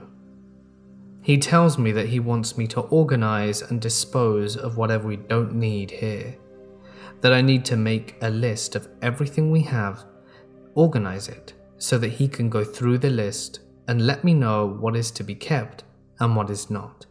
And once that's done, for us to then organize what's left. He said he wasn't sure how long this whole thing would take, but that he would like me to stay overtime or before my shift started, whichever was convenient for me, and try and do as many hours as it took to sort this out. The pay for doing this task was quite good, and the fact that he hadn't told me how many hours it would take meant that I could go as fast or as slow as I wanted to, which is nice because it was such a chilled environment. So I started early one Friday afternoon, got into the theatre around 8, and being the only person in there, went down to the basement. I started looking through the boxes, loads of old random stuff, magazines from the town that we were featured in, old posters, old merchandise, loads of things. I even found a really old projector, and I wondered if I could take it home if no one wanted it, or if it still worked.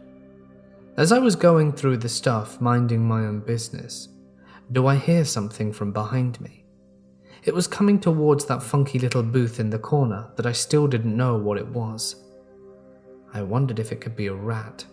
I hate rodents of any kind, and didn't have anything to protect myself, so I grabbed the nearby broom and started quietly making my way over, seeing if I heard the noise any sooner.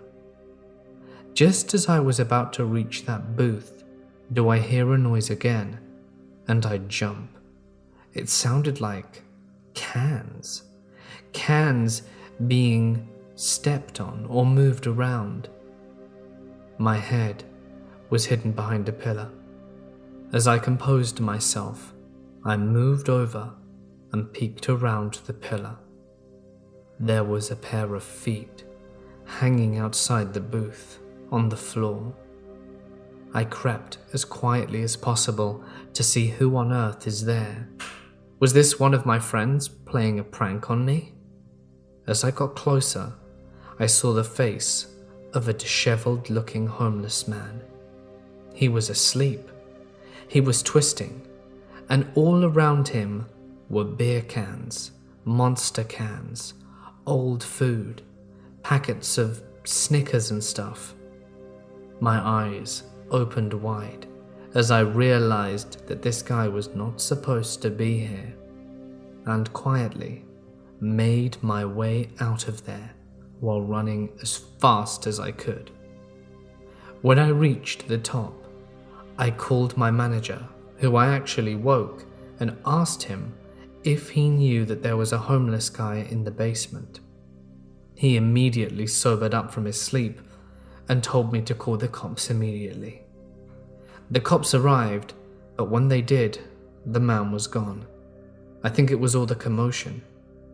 That's when we realized that at the back of the little booth, there is actually a secret hole that leads to one of the theatres towards the back, and then you can just go out one of the fire exits.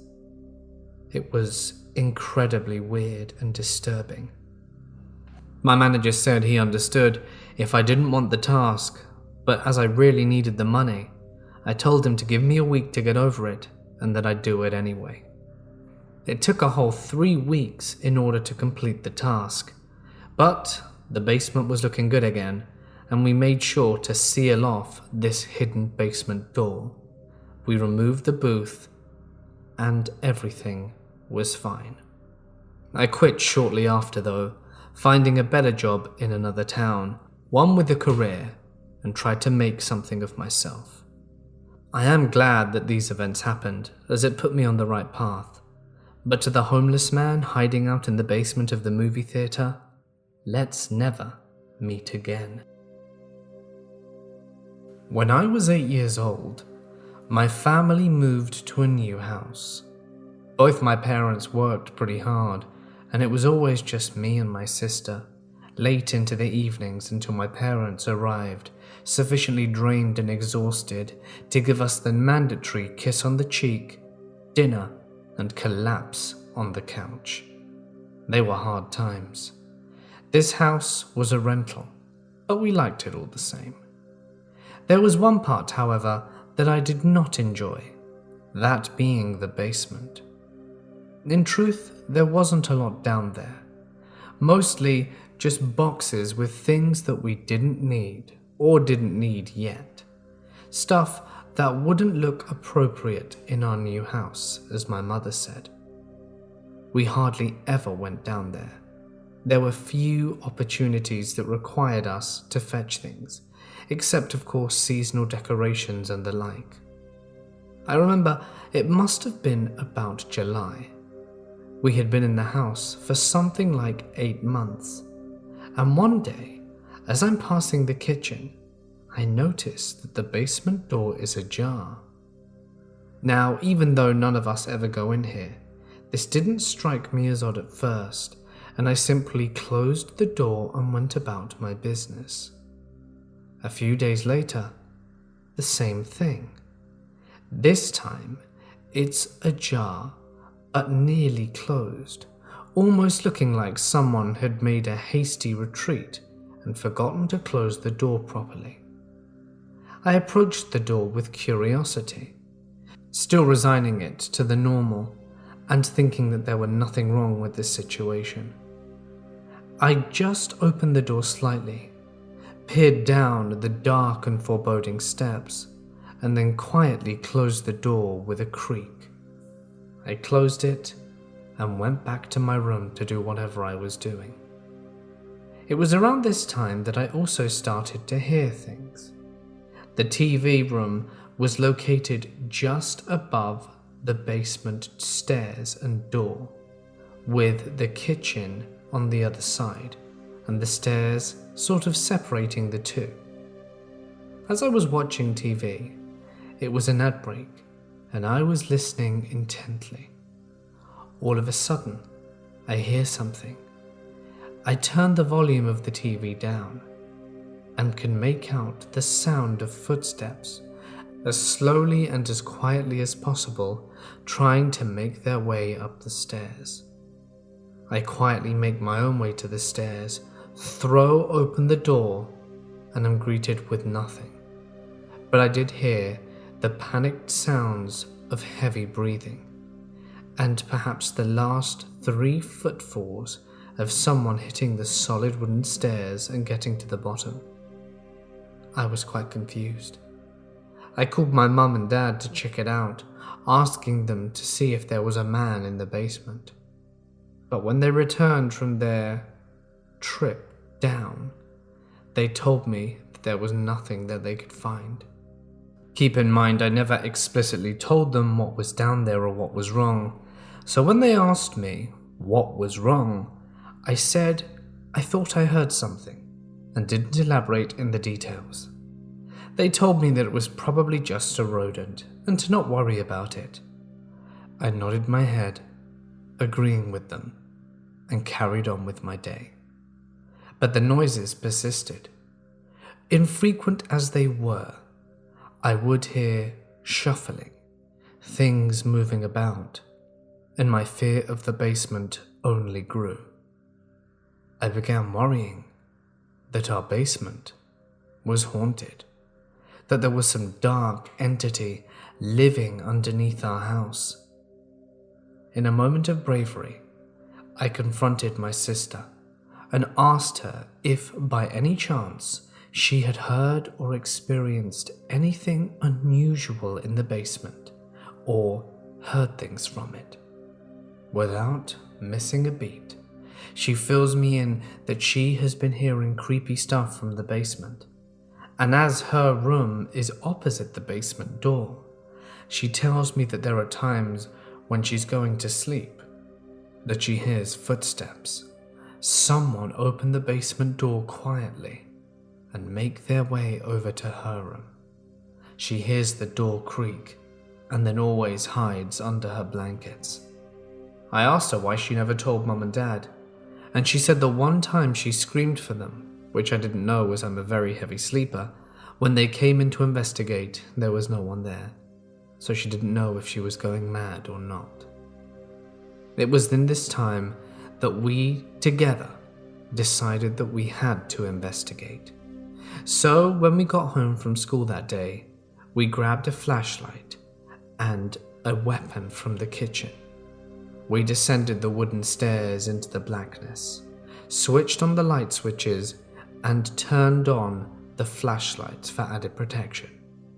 We scoped around the place, top to bottom, as best as a 12-year-old can do, I suppose, to check out what we could find. There wasn't much. We couldn't find any trace that the man was down here, leading us to believe there was a more paranormal element to our haunting. Just before we resigned ourselves to leave, did I notice something odd? Right by one of the boxes, there were a few things thrown about just outside, like someone had pushed it over and knocked the contents in a hurry. I walked over to look. It were the Christmas decorations. Weird, I thought. I put down a bauble and looked at my feet. And then, after moving the box slightly to the right, did I notice a trap door handle. Our basement was actually made of dirt, so the handle of a hatch was very out of place, very conveniently covered up so that no one would find it amongst all the clutter and a few bits that were left by the old house. We looked at each other, pushed one of the boxes aside, and considered looking down. My sister, being the bravest of the two, pulled the flap open quietly, as it was very creaky, and looked down into the abyss. That's when she saw a light at the very end, and a man talking to himself. He was being loud and rude, and my sister quietly and quickly closed the hatch as fast as she had opened it. She ran upstairs, called my mum and dad, and told them exactly what the situation was. She then called the police, who came extremely fast, even beating my parents, and went downstairs to arrest the guy. Turns out that underneath our basement, there are a few little tunnels that connects some of the shops and businesses around town. Naturally, these businesses had to seal their exits once they found them, and that was that. I don't know what happened to the man. Our parents refused to tell us, but I'm just glad he's gone from our lives, and we'll never have to see him again. I'm 16 and live with my mum in our 2-story house with a basement. Now, our basement isn't creepy or anything. It doesn't even really look like there is a basement. From the front door of the house there's a little walkway, and then a set of carpeted stairs that leads to an open door frame that in turn leads into the basement. The basement has 3 rooms in it, and a bathroom.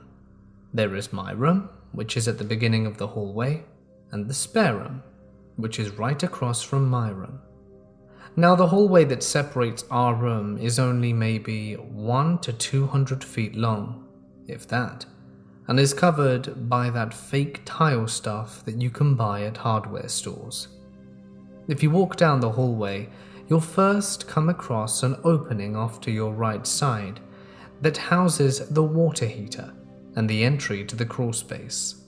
It has a clothesline that goes across it to hang up any clothes that couldn't dry in the dryer. Continue walking, and maybe 20 feet later, you'll come across the bathroom, which will be on your left. At the very end of the hallway, it opens up into a bigger squared room that we call the playroom. Now that you've got the layout of the basement, onto the story. I've always felt as if there was something off about the house. I'd feel my eyes on me in my room, shadows moving in the corner of my vision, maybe hands brushing my back as I walk up my mum's room onto the uppermost floor to say good morning to her. I'd almost always brush it off, because these little things never seemed malicious to me. There have been 2 times, however, where I would feel something look at me that was more malicious. One time was last year, before we remodeled my room. We had just brought the paint, and I was getting ready to go to sleep. I turned off all the lights and climbed into bed, shutting my eyes. Something, however, compelled me to open them that night, and when I did, I saw a figure standing in the upper left-hand corner of my room glaring at me.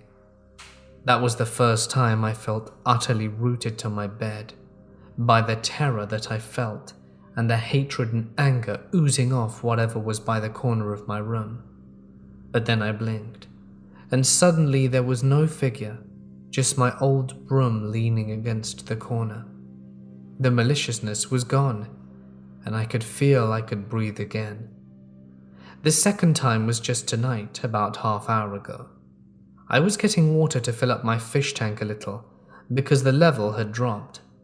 I had a pitcher that I was using to fill water up, and I had just filled it up in the bathroom down here, when I turned around and there it was again. The figure, standing only about 15 feet away from the entry of the bathroom, under part of the clothesline that spanned the area where the crawl space was. The anger and hatred I felt from that thing, the thing that was almost suffocating.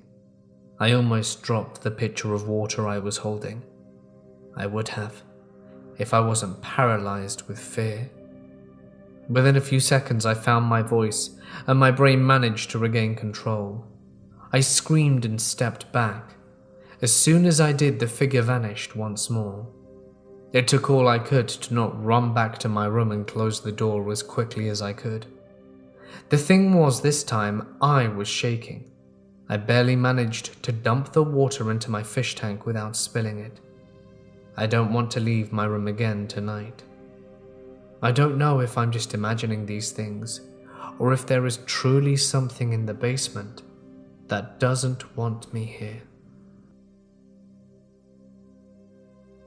I'd like to begin by saying that there have been many happenings in this house, but I will share the most frightening. The area where my house is was once open prairie, and we have found Native American artifacts laying around the area. When my parents divorced when I was a young teenager, my mother and I moved into this house. Now at first it seemed great. There was plenty of space, and it had a very cozy feel to it. However, as time went on, strange things began to happen. The more I noticed them, the more frequent they would become.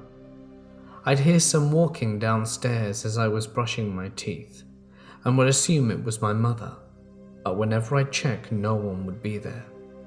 Footsteps began to be a very common sound in my house, especially at night. So after some time, I came to the realization that, oh crap, my house is haunted. Now here's where things get really weird. One day my good friend and I had just gotten done from being out in the sun and decided to retreat to my mum's house. Considering she had been away on business, we figured this would be awesome. My friend and I could go drink or do whatever mischievous activities we wanted to. We were wrong. We walked inside and headed straight for the basement, where it was cooler than the rest of the house. While walking down the stairs, I noticed that the Beatles' Yellow Submarine poster that was hanging on the bottom of the stairwell was tilted slightly to the left. No bother, I figured. It must have gotten bumped by me or something. I fixed it, and we walked into the main room. Mind you, we had pictures and posters hanging everywhere in the basement. What my friend and I saw creeped us out. All 10 to 15 pictures on these walls were each tilted slightly to the left, just as the Beatles once had been. But the weirdness of the situation didn't stop there. The storage room, which was essentially a dirt-floored room that was lifted about 4 feet off the ground, had its door cracked open. So I walked over to see a golden glow emanating out of it. There's a pull cord light located about 10 feet from the door that's turned on.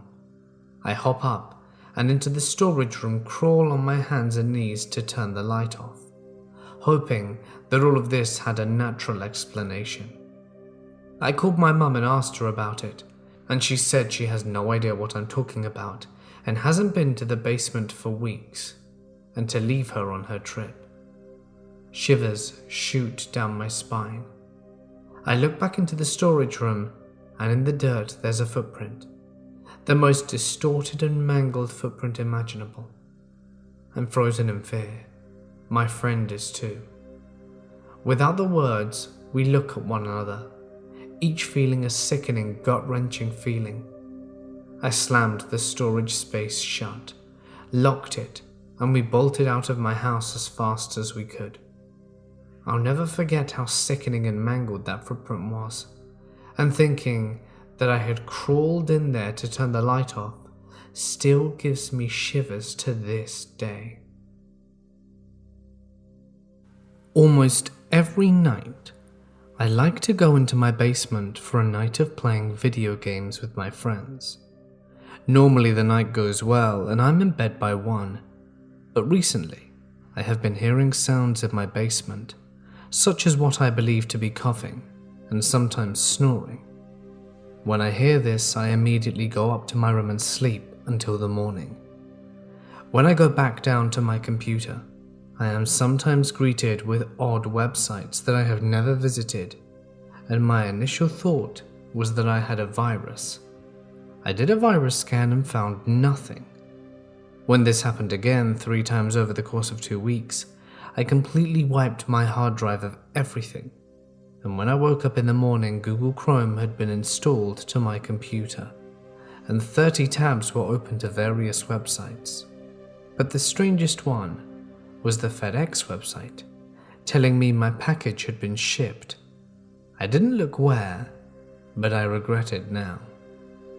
Almost 3 months had gone by, and I hadn't thought much about the situation other than the odd sounds, and I asked my friend to go into the basement to get something for me. I was surprised when he ran up the stairs as fast as he could, and what he said he saw next was enough to prompt me to call the police. He said he saw someone crawling out of the window well by the time he got down there, and all he saw was that person's legs. We ran outside to look for them, but there were no signs of them anywhere. We both assumed that they had gone into the woods about 50 feet from my house. When the police came, they found nothing out of the ordinary. The police left and my friend left 15 minutes later, understandably frightened by what he had just seen. For the next 2 months, I still heard these sounds and experienced scary and strange occurrences, like my downstairs shower being wet when nobody had used it beforehand. And one day, they all stopped, and I had a note on my desk written in Sharpie that said thanks for the stay. And that was the end of the situation. For the longest time, I thought the note was part of an elaborate prank. But now, I'm not so sure. With all the other stuff that's happened between all of that, and the fact that my family had all been asleep during these encounters to this day, I still have no idea who that person is, and don't really care to find out. When I was about 4 years old, my parents and I moved into a new house in a really awesome neighborhood. Everything was going great. One night, my dad woke up to heavy knocking on our front door at 3 a.m. He went to see what was going on, and there were multiple police cars and a bunch of policemen standing around our house. My dad opened the door and asked the officers what was wrong. One of them said, "Sir, I need you to bring your wife and child if you have one downstairs. Then I need you to step outside with these officers here." My dad had no idea what in the world was happening, but he went upstairs and woke up my mum and I. When he brought us down, the officers sat my mum and me on the couch and started asking some super weird questions. "Does your husband ever hurt you? Has he ever made you feel helpless? Have you ever gone into your basement to get away from him? Does he ever lay hands on you or your child?" All stuff like that. My mum was shocked and of course said no to all of it. My dad would never do something like that. The policemen with flashlights and guns came in and asked to search our house. We said yes because we were honestly freaked out at this point and no one was telling us what was going on. They walked around our house and then asked to see our basement. Our basement is not finished, but it is quite large and super creepy. I hate it so much. No one ever goes down there and we keep it locked. My dad unlocked it and they searched it and were calling out stuff like, "We're here to help, please come out." They couldn't find anything of interest and came back upstairs. Then my dad told them that we deserved to know what was going on. One of them said, "Nothing seems to be the matter here, so I guess it's fine to tell you." We received a call from a woman who was in hysterics. She was screaming and crying, saying that her husband was going to finish her. She had barricaded herself in her basement to get away from him. My dad was spooked and said, "Well, why would you come to our house?" The officer said, "We traced the call to your house, and that is why I hate my basement so much more than I already did. Our neighborhood is very old and so is our house. So maybe it's a ghost or something. We still don't know what happened that night, but I do know that sometimes weird stuff happens in my basement. It has a door to the outside that we keep locked, but I've even been outside and seen it swing open. We even use stuff like deadbolts, so that's fun for us, I guess." My sister had a sleepover with her friend this weekend. They were both down in the basement because the rec room was there. It's a pretty cozy room with an old Xbox, an easel for painting, some armchairs and comics. My sister and her friend often play around there by themselves, painting, playing Minecraft, usual 13-year-old stuff. We're used to them being alone down there, and our basement isn't seen as creepy or unsettling in any way. On Friday night, however, our evening got interrupted by the girls scrambling up the stairs, shrieking like a couple of bats out of hell. "There's something in the basement," my sister screamed. We figured they'd gotten spooked by a spider or something like that, so my parents went down to investigate. The basement was found empty. The girls were asked what all the fuss was about, and they told my parents the door handle to the basement began rattling so hard the entire door started shaking. I later asked my sister what all the yelling was about, and she showed me what had happened. It was like someone was trying to rip the door off, she told me, while grabbing the door handle and yanking it like someone trapped. It couldn't have been a draft as the bathroom isn't connected to any of the outside walls, nor does it have any windows. They were laughing and giggling like crazy from the excitement of getting spooked like that, and we left it at being a weird but harmless occurrence. It did, however, remind me of something that I remember happening to me when I was a kid in that same basement. I must have been 8 years old, because I had gotten my own keys and was allowed to walk home on my own. I knew my parents were at work, so I unlocked the door and stepped inside. As I did, I looked at the basement door, and as I stepped in, I saw the door handle start to rattle and the door opening. I got so scared I bolted out of the house straight over to my friend's house, bawling my eyes out the entire way. Once my parents came home, and I told them what happened, they explained what a cross draft was, and how that's the most likely explanation for what caused the door to open. I believed it back then, but after this weekend, I'm not so certain. When I was 18, I was attending university and renting a room in an old house a few blocks off campus. Only one other room in the house was rented, and the girl who lived there spent most of her time at her boyfriend's place. I basically had the entire house to myself. I would estimate that it was built sometime between 1910 and 20, based on the style and neighborhood. But I could be wrong.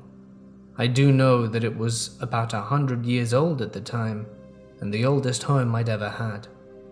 It was my first time living alone, and since it was such a big empty space, I spent most of my time in my room behind a locked door. It wasn't super creepy or anything, but at night when I was alone, I tended to avoid leaving my room unless absolutely necessary. It had the same uneasy feeling of turning off the basement light and then running up the stairs as fast as you could in the dark. Not for any real reason, but it made your heart race anyway. Near the end of my first semester, I contracted influenza A. I'd been pretty fortunate with my physical health up until then, and it was the sickest I'd ever been in my life. I could barely peel myself out of bed to go to the bathroom or to feed myself. I was incredibly weak, my whole body ached, and I was running a very high fever. I actually developed arthritis in my joints as a symptom, which I didn't even know was possible. I remember waking up with a puddle of sweat collected in the hollow of my throat at one point. It was absolutely disgusting. A few days into the ordeal, I woke up to find an elderly man sitting by the side of my bed. There was no chair there, but he was very obviously in a seated position. For some reason, I didn't react with shock at all. I was completely unafraid. I asked him what he was doing there, and he simply said, "I just wanted to make sure you're okay." I must have fallen back asleep because that's all I remember from the visit. This could have easily been a NyQuil-induced dream or a fevered hallucination, but to me it was absolutely real. He was there, he spoke to me, and I felt very comforted by his presence. A few months later, I had a friend of mine from another school come visit for the weekend. We did some exploring of the house and found a hatch to the basement. It was filled with old tools and hardware. But one thing that stood out to me for no apparent reason. On the wall was a medicine cabinet absolutely stuffed with old pill bottles, regular things like Anacin and other old brand names that I had to look up. It also contained many prescription pill bottles that were too faded to read. For some reason, as soon as I saw them, my elderly visitor came to mind. I wondered if maybe he had some experience caring for a sick relative, and came to visit me when I was ill because it was a familiar situation. I did ask the landlord about previous occupants, but they had purchased the house only a few years earlier, and didn't know much. I suppose I'll never know. I'm pretty sure that my basement is bigger than the house itself. With that, there is a good amount of stuff down there. The stairs are in the middle of the basement and leads to the left side of the basement. On the right side, opposite the staircase, is where the washer and dryers are. This is where my story takes place. Every time myself or my dad's girlfriend goes down there to do laundry, we get this very, very strong feeling of being watched. It's not so malicious, but it's freaky. I have a look over my shoulder every 10 seconds because I'm so sure someone is looking at me, but every time I look around, there's no one. Most times I have to bring my dog down with me so that I have some comfort. Even my female dog gets shaken up about being down there. I should note that I used to sleep in the basement of about 3 or 4 months, and I never got that feeling. I feel a bit of hate and resentment when I'm down there, but it's not strong like the feeling of being watched. It really was starting to freak me out, to the point where I can't even step foot on the concrete floor anymore. I started doing my laundry, and then closed the top of the machine, and as it started I was walking away. I then heard this high-pitched scream in my ear like a little girl, like something pretended to be one. I froze for 10 seconds and bolted up the stairs, and just was at the top of the stairs ready to close the door when I heard another high-pitched scream at the bottom, and it was ascending. I have no clue what to think anymore. I'm just really scared. I've even brought my dog down with me if I have to go down there. I just can't stand it. Some stuff happened to me, but most of this happened to my brother. Really, the most that happened to me was that if I left the basement, like watching television to grab a snack, I would return and certain things would be out of place. For example, television remotes, dishes that would be left down there.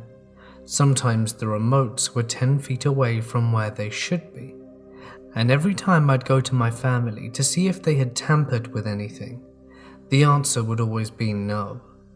Sometimes I would hear my name being called out, but dismissed that easily, because I could have been hearing things. I didn't worry about this all too much, because there were no worries behind it. I was always just dismissing it. Now here was where all the freaky stuff begins. My brother always told me stories of him hearing things, like his voice being called by my parents at 3 a.m. The two biggest events that happened to him were one when he was sitting playing video games in his room in the basement, and there's a sort of hallway/pool room that is before you enter his.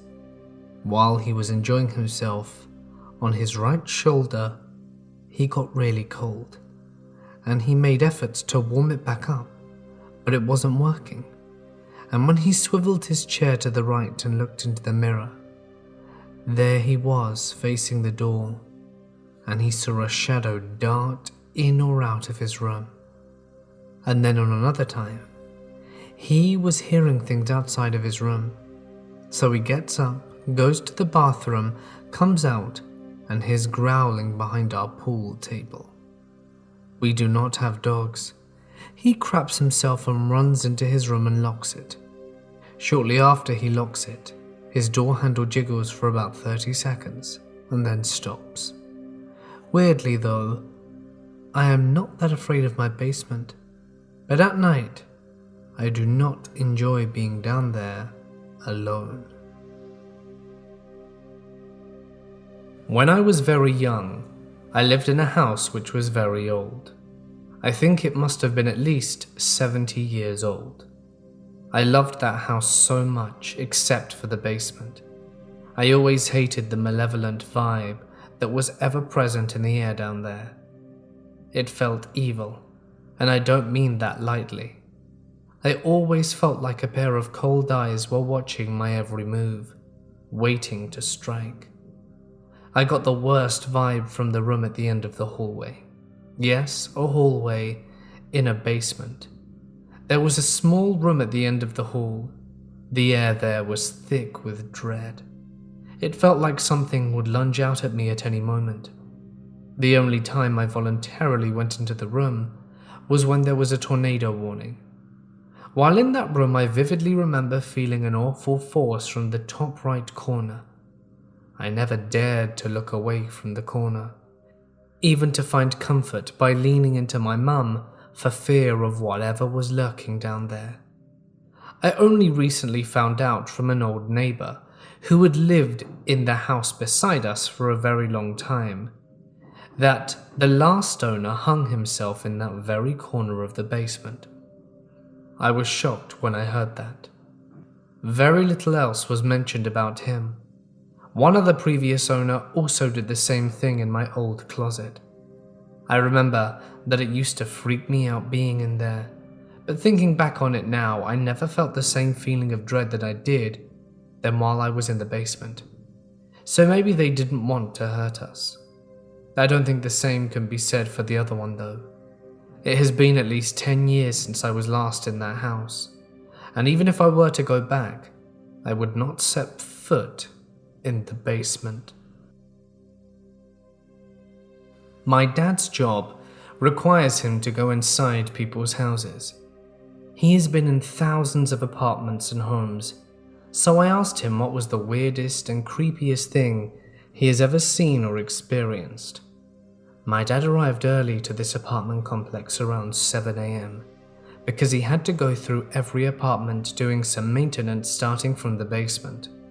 He entered a laundry room located in the basement, where a man was in his 50s, wearing a nice white shirt and tie, suit pants but no shoes, and he had a green tarp in his hands. He thought it was kind of weird, but just ignored it since it's not his business. Later that day, he left to a local coffee shop to spend his break, and when he came back to work, there were police cars surrounding the area. Out of curiosity, he asked one of the police officers what was going on, and it turns out a homicide was committed. Dad then asked if what he saw was related to the crime, and it was. After the police interrogation, they told him that the man without shoes stabbed his mother to death in the bathtub, wrapped her in a tarp, and dragged her outside. The police caught her dragging his dead mother in the backyard. Of course, they didn't let my dad do his job in the murderer's apartment until after a proper investigation.